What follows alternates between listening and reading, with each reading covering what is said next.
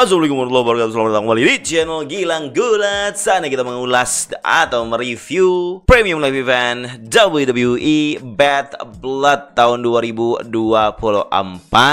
Bad Blood ditayangkan di hari Minggu pagi tanggal 6 Oktober 2024.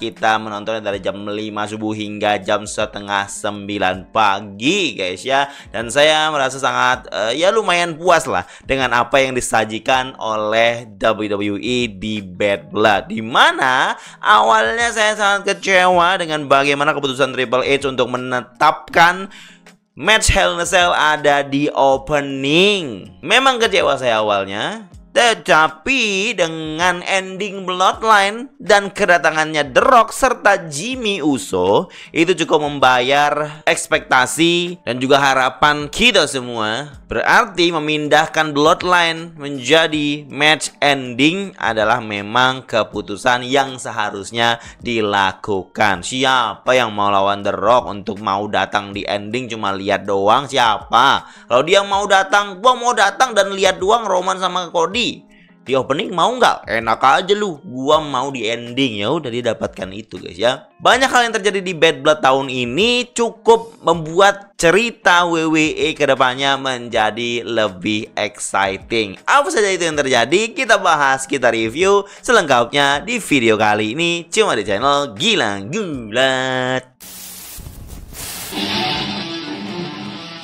Seperti yang diketahui, ada 5 match yang terjadi di Bad Blood dan juga ada satu segmen pengungkapan sebuah hal terkait pay-per-view atau Premium Live Event selanjutnya dan konfrontasi Gunta dengan Goldberg guys ya. Itu jadi segmen yang cukup oke menurut saya. Dan kehadiran beberapa legend juga ya untuk memeriahkan acara Bad Blood yang terkesan mediocre memang. Dan momen-momen yang terjadi di Bad Blood tahun ini bisa mengarah ke cerita yang lebih keren lagi ke depannya guys ya. Dengan kehadiran The Rock di ending ini akan membuat cerita WWE berikutnya semakin menarik untuk kita saksikan menuju tahun 2025.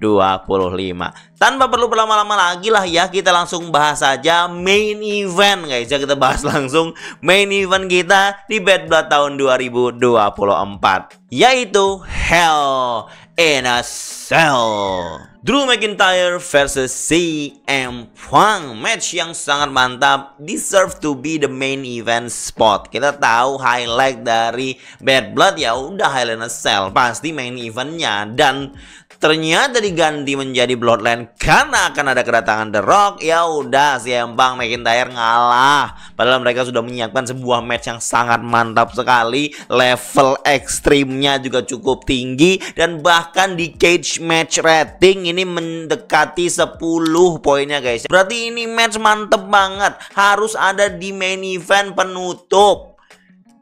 Saya tuh takutnya kan sebelumnya match ini akan dibuat lebih tone down karena di opening darahnya mungkin akan dikurangi jumlahnya, terus juga momen ekstrimnya ada yang dihilangkan untuk menyesuaikan dengan match-match selanjutnya.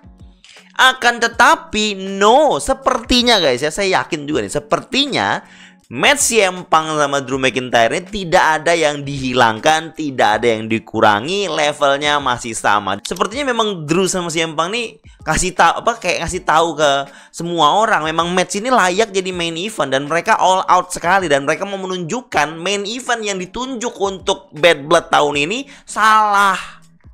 Mereka mau nunjukin itu dan memang sangat terdeliver dengan sangat maksimal. Sampai sekarang saya tetap dengan pendirian saya, pilihan saya, kalau this match is the main event, not the Bloodline match guys ya. Ini dia Hell in a Cell, salah satu match terbaik WWE tahun 2024.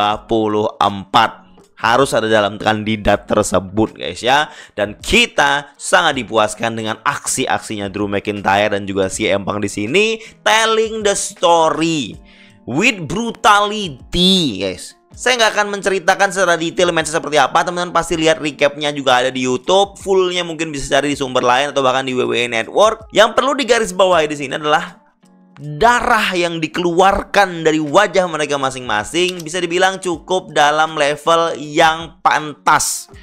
cukup dalam level yang seharusnya. CM Punk yang awalnya berdarah, terus agak mengering, terus hilang, gantian Drew yang berdarah 2 kali. Awalnya Drew berdarah dikit doang, bercucuran memang darahnya banyak, terus berdarah sekali lagi kalau nggak salah guys ya. Dan ini diklaim sebelumnya, bukan diklaim ya, ini setelah match, Drew tuh ngasih tahu ada 16 jahitan untuk menutupi lukanya Drew guys. Ngeri, ini berarti bukan blood pill guys ya. This is the real blood from Drew's head. Dari kepalanya Drew beneran. Ini berasa melihat match di zaman Ruthless Aggression, yang mana si Ric Flair darahnya bercucuran sampai kental. Kayak darahnya si Dustin Rhodes pas match sama Cody di AEW. Kayak matchnya John Cena waktu di Ruthless Aggression. Pokoknya tensinya sangat tinggi dari awal. Tensinya sangat tinggi. Alat yang digunakan pun memang tidak banyak, tetapi meaningful. Terutama manik-manik guys ya. Kita sudah expect paku payung, tapi ternyata yang keluar manik-manik. Kalau manik-manik itu tidak ada dalam cerita, tentu orang pasti kesal. Apaan nih, PG version of paku payung pasti dibilang orang. Tetapi saya pribadi melihatnya, this is the story sake guys ya. For the sake of the storyline. Untuk mengakhiri semuanya, mereka harus membawa elemen gelang lagi. Karena gelang lah yang membuat level pertandingannya semakin meningkat kemarin. Harus ada gelang dalam momen ending mereka. Dan dilakukan di sini guys ya. Dihempaskan situ dan mulutnya dulu dimasukin manik gelang. Terus si Empang kasih GTS dengan rantai. Itu menjadi penyelesaian yang sangat memuaskan bagi seorang babyface yang balas dendam ke seorang heel. Storyline-nya juga sudah maksimal untuk menutup level ekstrim untuk Hell in a Cell. Sudah dikasih darah untuk event Bad Blood. Bloodnya, elemen blood untuk Bad Blood sudah terpenuhi di main event opening ini. Main event opening ini guys ya, main event lah. Karena tidak ada level blood di semuanya. Makanya saya bilang di Wacelong, ini Bad Blood, bloodnya udah dihabisin sama Hell in a Cell, sisanya bad semua. Ya bisa juga dibilang seperti itu guys ya, setelah match Hell in a Cell ini. Dan match ini dimenangkan oleh CM Punk guys. Kita ngomong lanjutannya seperti apa guys ya. Kalau saya lihat, ini saya memilih CM Punk sesuai prediksi saya yang menang. Karena saya bilang di prediksi juga, kalau CM Punk dirumorkan akan melangkah menuju match title dan mungkin akan melawan Gunther Survivor Series. Berarti dia butuh momentum kemenangan. Kekalahan untuk Drew tidak menyakitkan kalau saya bilang. Untuk Drew sebuah kekalahan tidak menyakitkan. Karena dalam feud ini seolah-olah mereka ini imbang dibuat. Karena CM Punk kemarin menang gara-gara nyentuh turnbuckle. Itu nggak masuk hitungan kalau saya bilang. Drew menang karena kuncian, CM Punk menang karena turnbuckle. Nggak bisa. Nah di sini CM Punk menang lagi. Dan inilah menang yang sesungguhnya yang CM Punk dapatkan. Dan mereka tuh hitungannya satu sama lah. Tidak terlihat lemah Drew sama sekali di sini. Dia sangat kuat, susah banget dikalahin sama CM Punk guys. Dan CM Punk melangkah untuk menuju title match lawan Gunther. Terus Drew kemana? Ada fans yang bilang Drew pantas mendapatkan libur untuk saat ini. Yes, Drew pantas untuk mendapatkan libur. Dia sudah mengangkat CM Punk selama CM Punk cedera. Siapa yang ngangkat CM Punk selama dia cedera? Drew guys. Siapa yang bantu untuk memberikan kekuatan maksimal dalam cerita, dalam setiap episode Raw kepada CM Punk? Drew orangnya guys. Drew kemarin sebelum dia tanda tangan kontrak baru, sebelum dia turn heel, dia seperti hilang arah, nggak jelas mau kemana ini. Nah sekarang levelnya Drew udah di sini guys, tinggi dan ya. Dan dia kalau dimasukkan ke sebuah main eventer udah langsung masuk aja gitu. Kasih cerita udah jadi nih, udah pasti orang siap untuk melihat Drew bagaimana gitu. Nah harapan saya setelah ini Drew nggak hilang arah lagi gitu loh. Dia sudah punya power yang kuat secara star, secara aura karakter udah dapat lagi dia sekarang. Sementara CM Punk menikmati hasil dari perjuangan Drew juga. Sekarang CM Punk melangkah ke jenjang berikutnya ibaratnya. Untuk Drew mungkin bisa istirahat dulu, atau mungkin langsung di setup untuk match selanjutnya. Saya kurang tahu guys ya. Tetapi seperti fans yang bilang Drew pantas dapatin libur. Yes. Dan inilah main event kita di Bad Blood. Seperti saya bilang, saya ulangi lagi, bloodnya udah dihabisin di Hell in a Cell, tinggal bad yang tersisa. Match selanjutnya Nia Jax versus Bayley for the WWE Women's Championship, guys. Ini matchnya oke sih, lumayan kalau saya bilang. Tapi saya bisa nilai, walau match ini bagus, tapi kualitasnya ya kita tidak pernah berharap tinggi ya sama match woman. Apalagi Nia Jax. Jadi saya bilang ini match bagus, tapi kualitasnya kualitas SmackDown. Enak juga untuk diikutin bagaimana Nia Jax dengan kekuatannya, Bayley dengan status underdognya untuk bisa mengalahkan Nia Jax. Tapi kita tahu lah guys ya, prediksinya Nia Jax pasti menang. Dan memang kita expect ada momen cash in.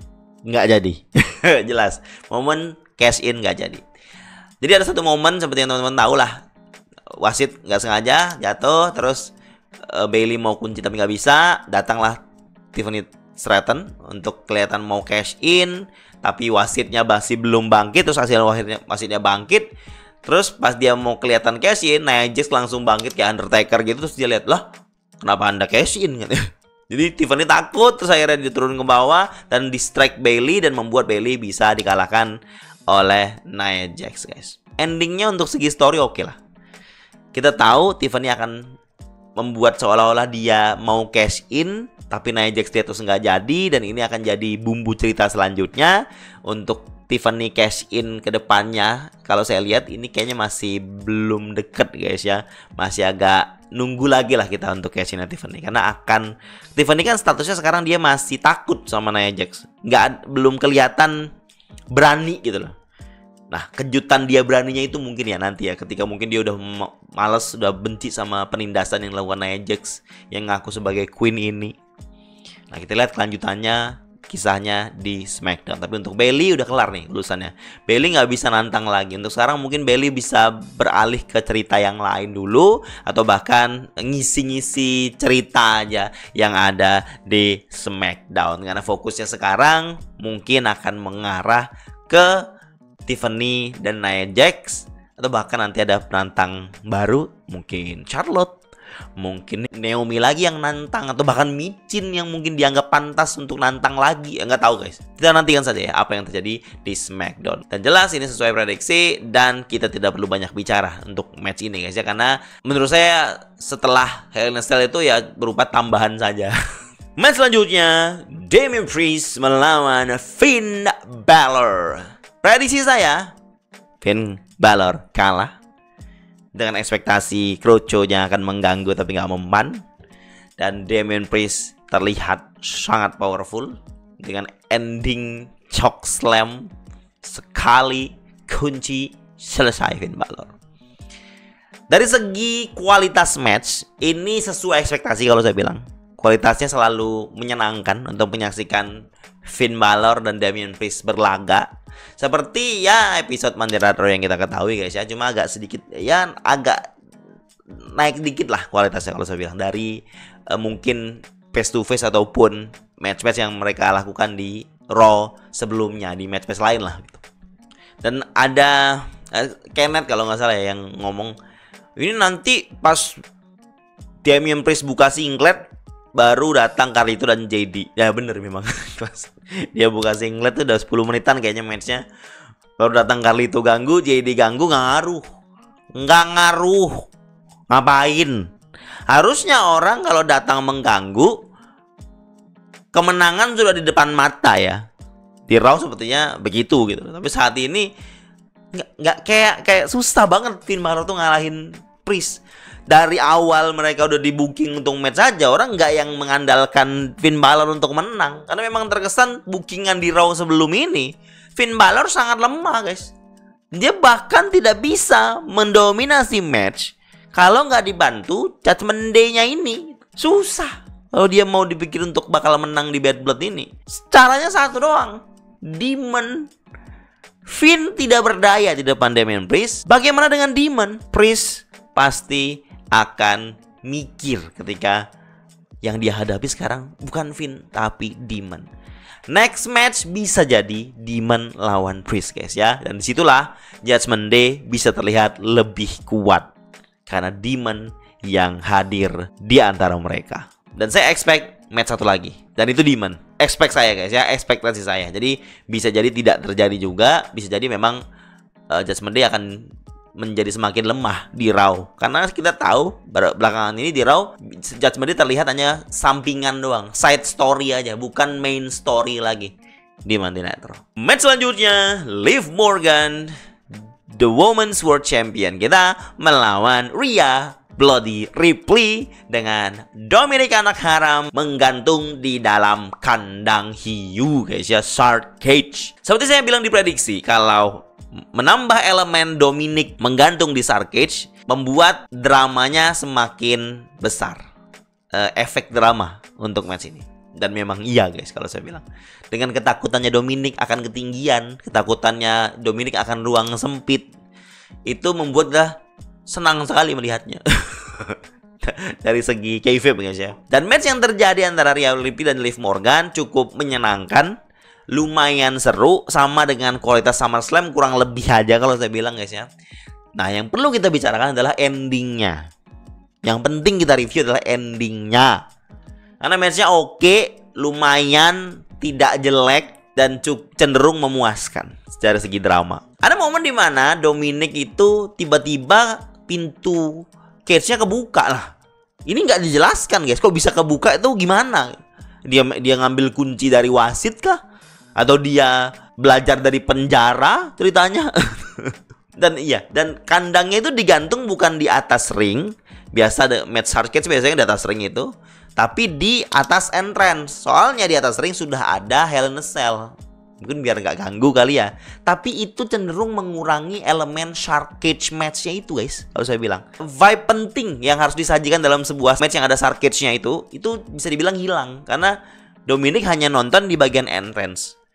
Kalau Dominic ada di atas, kesannya itu kayak lebih menegangkan gitu loh. Karena Dominic melihat apa yang terjadi itu dari atas gitu loh. Dia takut dengan apa yang terjadi di bawah. Terus misalnya Mami apa Liv Morgan nunjuk ke atas, dia ketakutan. Itu tuh beda dengan apa yang disajikan di Bad Blood ini. Vibe atau elemen suasana itu hilang kalau saya bilang dari Shark Cage yang terjadi. Tapi mau gimana lagi guys ya, sudah ada Hell in a Cell di atas. Nanti kalau nambah lagi, aduh takut macem-macem guys ya. Jadi itu yang paling aman, solusi amannya. Tetap dinaikin, tetap diangkat ke atas. Dan untuk drama ya lumayan tetap mantap lah kalau saya bilang. Balik lagi ke tadi, dia udah buka pintu nih Dominic nih. Terus kayaknya dia kayak mencoba untuk keluar, terus jatuh, kakinya keikat rantai.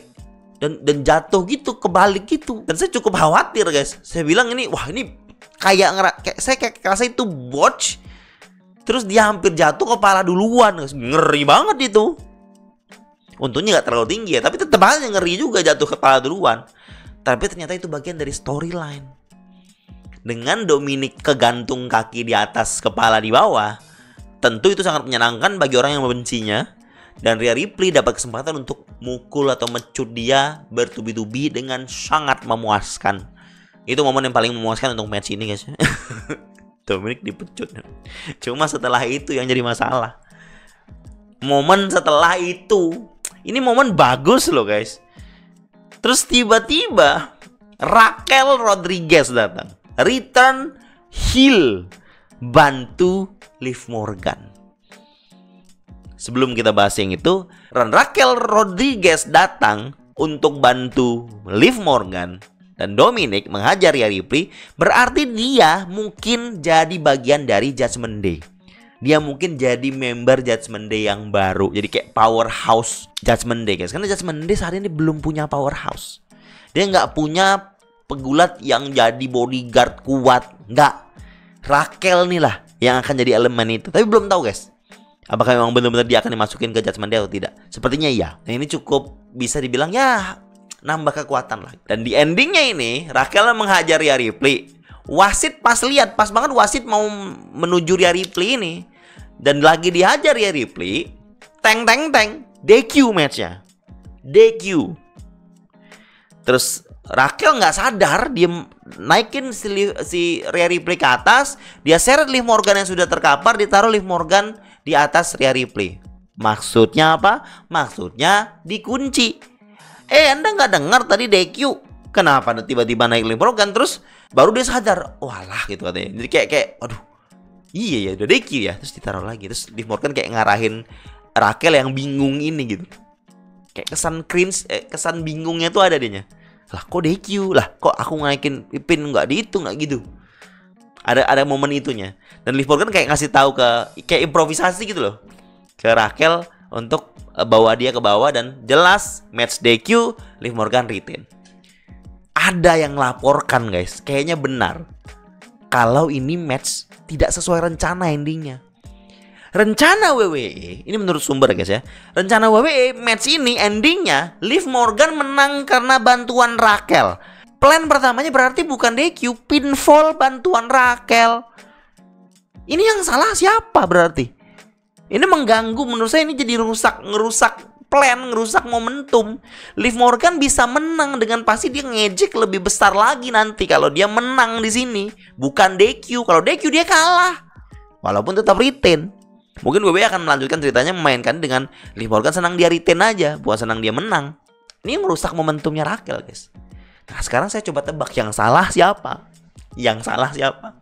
Ini ya, seharusnya mungkin ini pikiran saya guys, seharusnya plannya mungkin seperti ini. Pada saat Rhea Ripley mukulin Dominic, terus Liv Morgan ngalihin perhatian wasit, terus Raquel datang mukulin Rhea Ripley, Rhea Ripley dimasukin, wasit baru lihat Rhea Ripley masuk tanpa lihat Raquel ganggu, terus baru Liv Morgan ngepin dan menang di situ. Mungkin itu plannya begitu.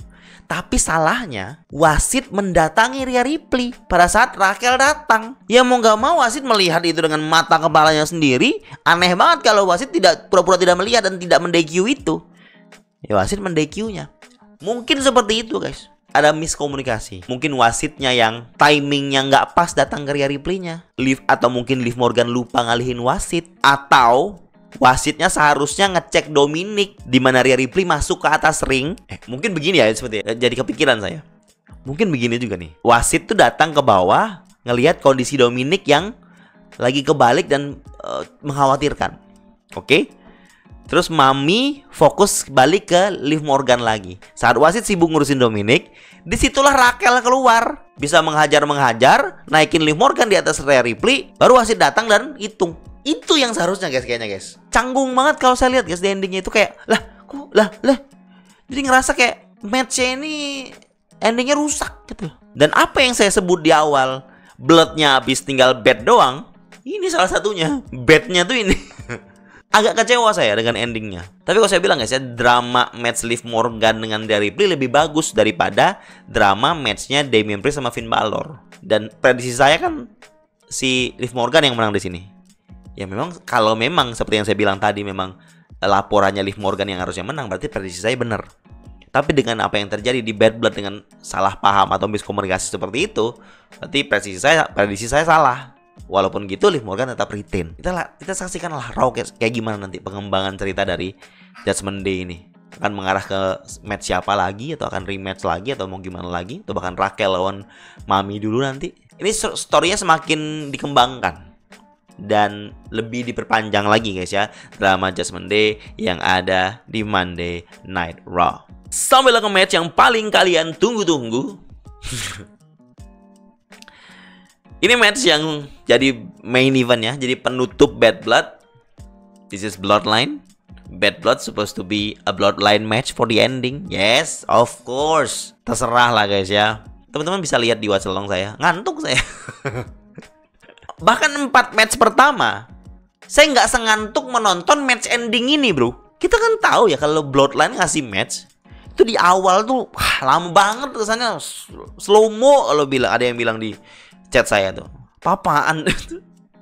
Siap-siap ngantuk kalau main eventnya ini tuh. Matchnya lama, tapi misalnya 100% matchnya, 60-70%-nya ngantuk. Ngantuknya bukan karena matchnya jelek, enggak, tapi gerakannya lambat, perpindahannya lambat, powernya ada, memang powernya ada, dramanya sedikit-sedikit dimasukin, tetapi tidak signifikan dan merasa mending selesaikan gitu loh. Mending langsung aja ke klimaksnya lah gitu loh. Jadi kayak kita itu kalau di match Bloodline cuma nunggu klimaks, dan itu di ending. Sebelum kita ngomongin endingnya aja ya guys ya. Entrance. Saya ngomong di Wacalam. Entrance. Cody datang pakai pasukan drum band. Berasa ini karnaval SCTV guys. Karnaval 17-an. Parade bandnya tuh pakai trompet, musik Cody loh. Tenenet, tenenet, tenenet. Jadi kesannya dibikin spesial. Cody masuk dengan mbak-mbak yang joget-joget di entrance-nya gitu-gitu. Roman juga masuk, ada pemain biola, pemain ini apa, bass betot itu, nggak tahu apa namanya itu, biola besar itu yang ada di mengiringi jalannya Roman itu. Dan Roman masuk, ada pemain perkusinya juga, memusik-musikan Roman datang gitu. Nah, cringe kalau saya cringe guys. WWE itu mau memberikan entrance spesial untuk Cody dan Roman di Atlanta State Farm Arena Bad Blood main event ini, tanpa berpikir kalau ini stage-nya kecil, entrance-nya kecil, nggak cocok dikasih entrance spesial yang seharusnya di stage yang besar.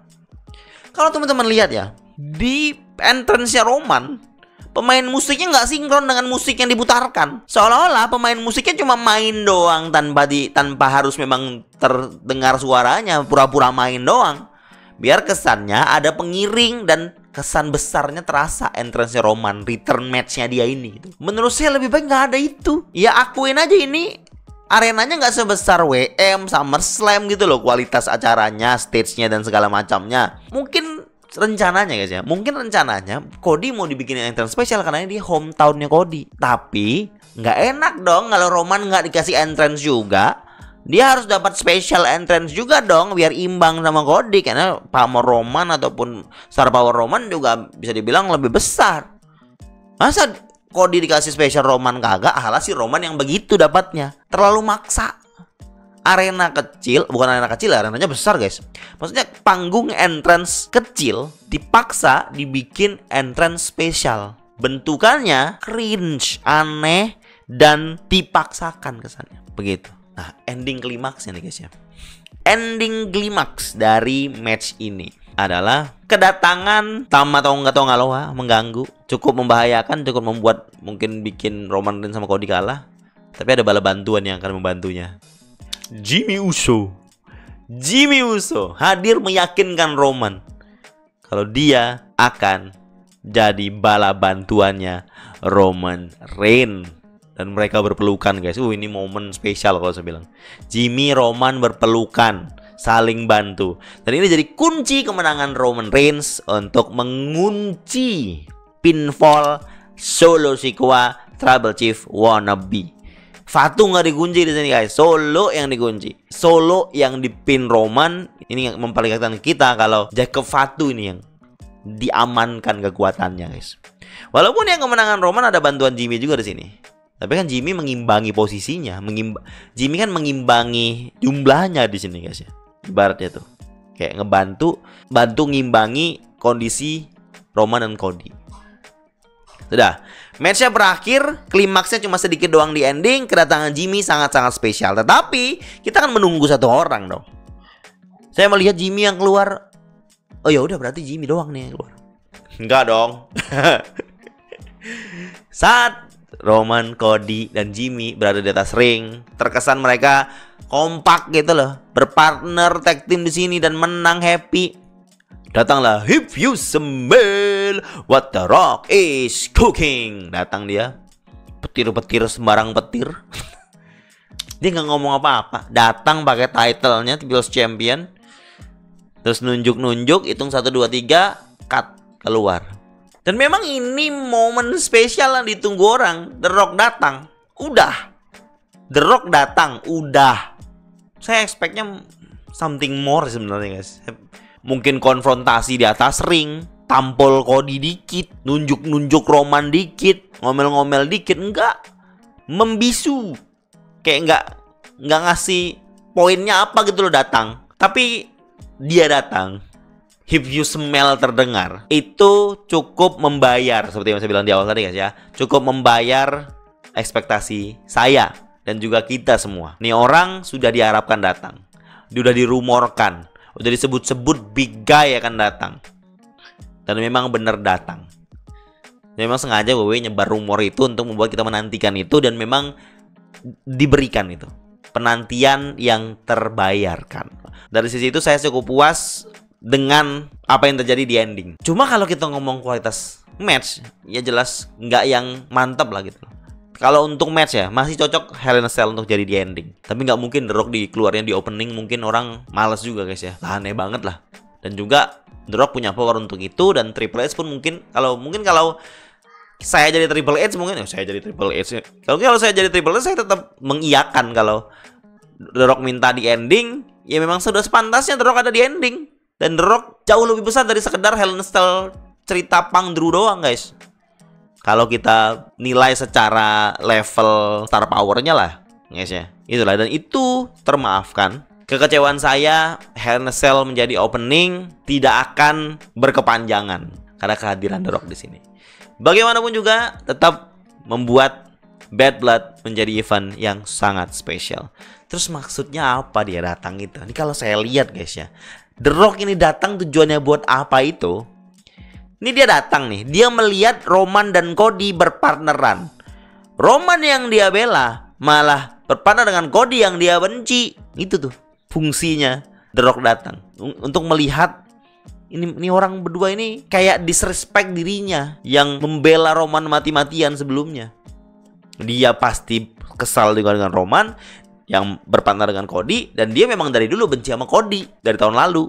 Nah, setelah ini dia live Instagram guys, jadi real tuh live Instagramnya dia. Ya dia berpromo biasa aja, dia menunjukkan kalau dia benci sama Cody, kehadiran dia spesial di sini, terus dia pulang gitu aja. Nah, apakah teman-teman expect akan langsung dapat penjelasan The Rock dengan kehadirannya di Raw besok? No, saya nggak expect itu. Ini cuma mengingatkan kita, Cody dan Roman masih ada urusan yang belum selesai dengan The Rock. Kita tahu rumornya The Rock dan Cody mungkin akan match di WrestleMania. Tetapi dengan The Rock melihat Cody berteman dengan Roman, bisa jadi juga WWE memunculkan kemungkinan Roman lawan The Rock yang bertanding di WrestleMania. Dan ini cara WWE untuk memperlihatkan kepada kita kalau ada dua kemungkinan lagi yang bisa terjadi, dan lihat respon dari orang-orang di sosial media, semua penonton dan fansnya WWE, mana match yang paling mereka inginkan guys. Kalau ditanya saya memilih match Roman lawan The Rock. Saya ya sekarang ya, kalau misalnya suruh pilih ya, Roman The Rock atau Cody The Rock bang. Roman The Rock. Kita nggak dapat itu tahun lalu karena Cody kerasa lebih besar storynya. But now give us that match. Roman The Rock has to happen. Passing the torch moment, it has to happen. Terus Cody nasibnya gimana? Ntar dulu. Poin saya di situ guys ya. Nah, kita bahas apa yang terjadi dengan Cody setelahnya. Well, setelah acara Bad Blood, Cody udah mau pulang, udah masuk busnya. Dia dihadang oleh Kevin Owens. Kevin Owens kayak mau penjelasan, mau gimana, terus Cody kayaknya ngomong apa, nggak jelas guys. Tetapi kita tahu apa yang terjadi. Kevin Owens mukul Cody guys. Kevin Owens menghajar Cody di area parkir depan busnya Cody, terus dipisahin sama orang-orang semua. Dan ini tidak terdokumentasi oleh WWE. Ini tidak terjadi di fallout ataupun after show-nya Bad Blood di press conference gitu, bukan. Ini terjadi di sosial media. Yang ngepost bukan WWE tapi fans. Ini fans yang memberitakan ini guys. Dan saya suka banget ini angle kayak begini tuh. Kenapa nih saya bilang kenapa suka. Ini WWE seperti yang mereka coba lakukan belakangan ini ya. Dia ngasih momen besar di situasi belakang layar tak terdokumentasi seperti ini. Tujuannya untuk ngebas sosial media dan memberikan kesan real pada kayfabe ini guys. Dan itu sangatlah menarik. WWE lebih memilih men-turn heel kan Kevin Owens menghajar Cody, atau mungkin belum turn heel juga, atau mungkin momen Kevin Owens mukul Cody itu terjadi di situasi real life dibandingkan di atas ring.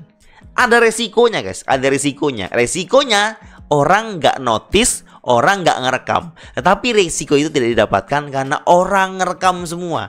Posisi di mana WWE ngerekam segmen ini, melakukan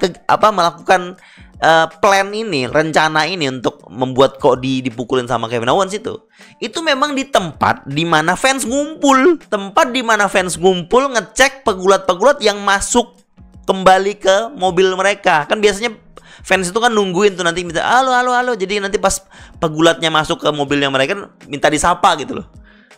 Nah, WWE memanfaatkan situasi ini. Mungkin dia mikir di mana ya tempat yang pasti direkam, di mana ya tempat yang kesannya real. Itulah tempatnya, di samping tur busnya Cody, guys. Berarti kita gak akan dapetin Kevin Owens menghajar Cody, momen downhill dengan reaksi penonton. Kita gak dapat itu. Tetapi kita dapat pendekatan yang berbeda, pendekatan yang lebih unik dan memberikan kesan real yang terjadi di WWE.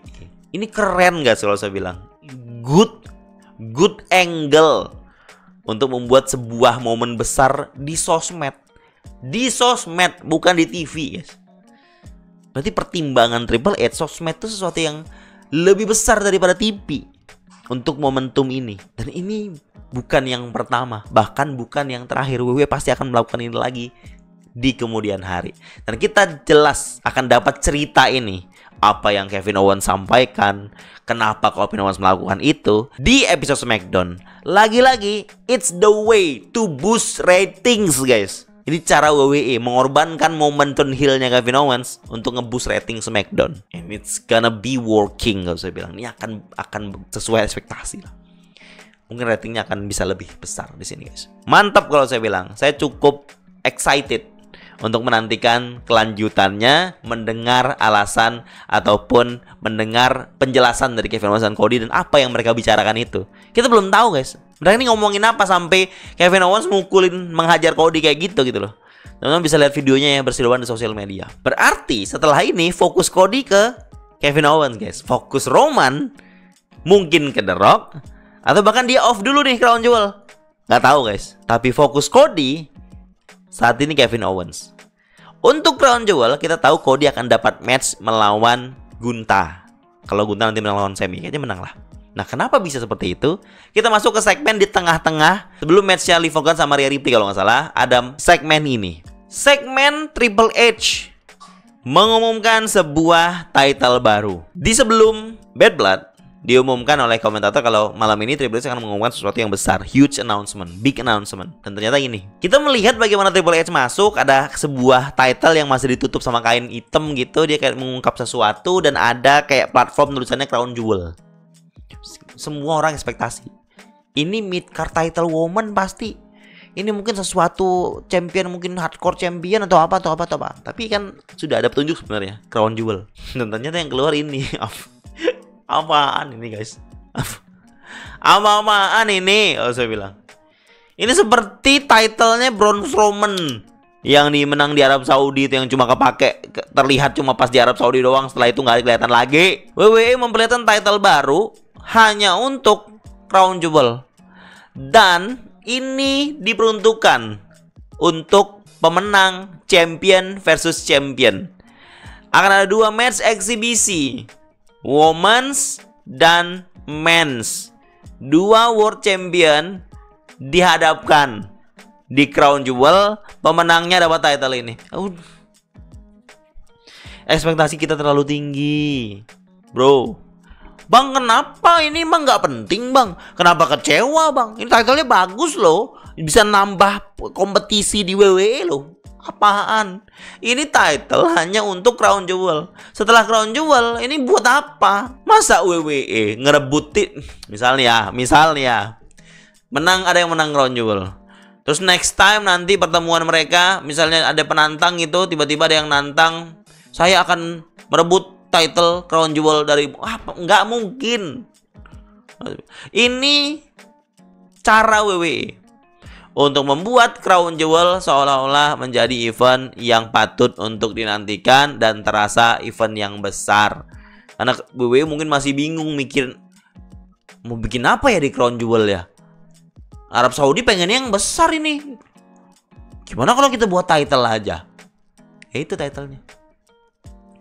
Dan title ini seperti yang saya bilang tadi akan diperuntukkan untuk 2 match. Match woman 1, match man 1. Jadi akan ada 2 title versi yang kayak begini, guys. Berarti yang woman jelas yang main bertanding di Crown Jewel, Liv Morgan melawan Nia Jax. Oke. Dan yang man sepertinya memang jelas Gunther lawan Cody. Secara tertulis Cody lawan Gunther. Oke, guys, mantap. Tapi ini kan kayak eksibisi doang, nggak penting jadi kesannya gitu loh. Buat apa? Jadi yang menang di antara mereka dapat title ini, yang menang dapat title ini. Dan ini jelas cara WWE untuk bikin match champion lawan champion, gak harus winner takes all, tapi ada hadiahnya. Dan hadiahnya hanya untuk dipresentkan di depan penonton Arab. Dan mungkin setelah itu title ini gak dibawa ke Amerika, mungkin akan ditaruh di tempat pamerannya WWE yang di Arab Saudi, guys. Kalau saya bilang, misal Cody yang menang, terus ada tulisan title ini pernah dipegang Cody gitu. Gak penting banget kalau saya bilang ya. Tetapi WWE harus melakukan itu, guys. Untuk membuat Crown Jewel itu ada sesuatu yang besar lah untuk disaksikan. Champion lawan champion, bro. Itu sebuah eksibisi yang bagus. Champion lawan champion gitu. Tapi title ini hanya title komemoratif. Title hanya untuk presentasi doang. Sekali pakai, habis itu buang.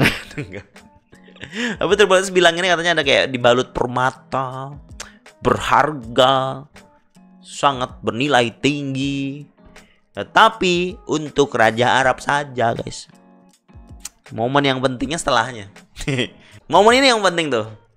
Gunther datang, ngomong kalau dia ya pantas lah bisa menang title itu ya seperti biasa. Terus dia nunjuk Goldberg yang memang nonton dari awal sama anaknya di sampingnya. Dia ejek-ejek itu Goldberg. Karena Gunther sebelumnya kan ngomong ke Bret Hart kalau Goldberg adalah favorit dia. Terus dia mengklarifikasi kalau bukan, saya nggak mau memfavoritkan penggulat seperti Anda. Pokoknya dia ngejek lah Goldberg itu, menghujat lah gitu. Ya emang tipikalnya mau terlihat sebagai heel ya guys ya. Goldberg marah dong. Marah masuk, guys. Jadi Goldberg di sini bukan sekedar dia nonton doang kayak legend kalau diajak, udah dia diem aja di belakang ring kan, di belakang barikade kan. Keluar naik deh security misain tuh. Nah, pentingnya itu dan ternyata Goldberg belum sampai menghajar Gunther udah dihajar Sami. Nah, ini satu cara lagi WWE ngeboost rating Raw karena di Raw besoknya Gunther lawan Sami World Heavyweight Title match. Pikiran saya ini cuma kayak segmen Bret Hart sebelumnya lah yang membuat Sami jadi terkesan lebih babyface lah, lebih siap untuk menantang Gunther dan mungkin akan bisa membuat Gunther kehilangan title-nya. WWE ngasih stake itu dalam segmen ini. Terus Goldberg bisa langsung selebrasi dengan Triple H. Nah, pertanyaannya adalah, ini Goldberg kan belum retire ya, beda sama Bret Hart ya. Bret Hart bisa udah pensiun nih. Goldberg kan belum. Ini kehadiran Goldberg yang sudah lama dia nggak datang loh, guys. Ini kehadiran spesial loh hitungannya. Banyak legend yang datang di acara hari ini, termasuk Goldberg, kayak Booker jelas ya. Kayak Mickey James datang, DDP datang, Arn Anderson datang. Jadi orang yang pernah terlihat di AEW beberapa muncul di sini juga gitu. Dan Goldberg ini beda. Kalau saya lihat guys, Goldberg datang ke sini beda. Seakan-akan WWE atau Triple H ngasih lihat kita, ini potensi match. Goldberg Gunther is a potential match for WrestleMania atau bahkan di kemudian hari. Karena kita tahu Goldberg belum pensiun, hitungannya dia belum bilang kalau dia retire ya. Dia kalau ditarik WWE lagi untuk satu match mungkin mau-mau aja kalau saya bilang, guys. Mungkin masih belum 100% fix mereka akan match, mungkin belum.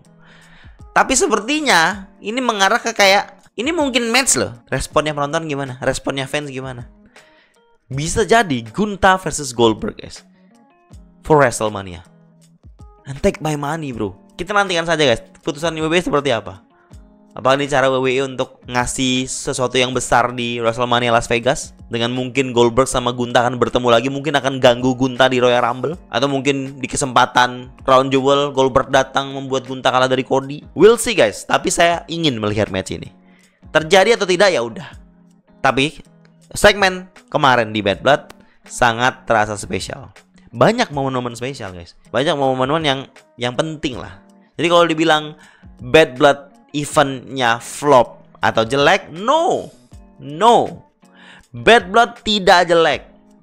Sangat cukup mantap. Kesalahan mungkin di beberapa poin, yaitu sesuatu yang manusiawi, guys. Kesalahan seperti itu, walau memang jelas kesalahan membuat matchnya jadi cukup terganggu kualitasnya. Tetapi kita harus apresiasi apa yang WWE lakukan untuk membuat Bad Blood ini menjadi event yang sangat menghibur dan seru. Kita patut puji penampilan Drew sama CM Punk di Hell in a Cell yang membuat Hell in a Cell jadi salah satu match terbaik tahun 2024. Kita patut apresiasi WWE mendatangkan banyak legend untuk membuat keseluruhan show ini wajib disaksikan. Kita patut mengerti dengan keputusan WWE memindahkan Bloodline menjadi main event karena kehadiran The Rock. Dan aftermath-nya, apa yang terjadi di setelah itu, Cody dan Kevin Owens itu, dan The Rock promo di live Instagram.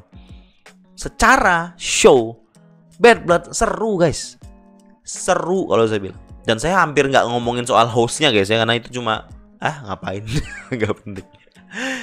I guess that's it. Cukup panjang nih review saya. Jadi mohon maaf kalau lama saya uploadnya guys ya. Terima kasih buat teman-teman yang pastinya selalu support saya di channel ini. Dan teman-teman kalau ada tanggapan sendiri, ulasan sendiri, yang mana match yang terbaik, yang mana match terburuk, silahkan komen di bawah. Terima kasih, support terus, jangan lupa subscribe dan ramaikan kolom komentar di video kali ini. Terima kasih. Wassalamualaikum warahmatullahi wabarakatuh. Thank you.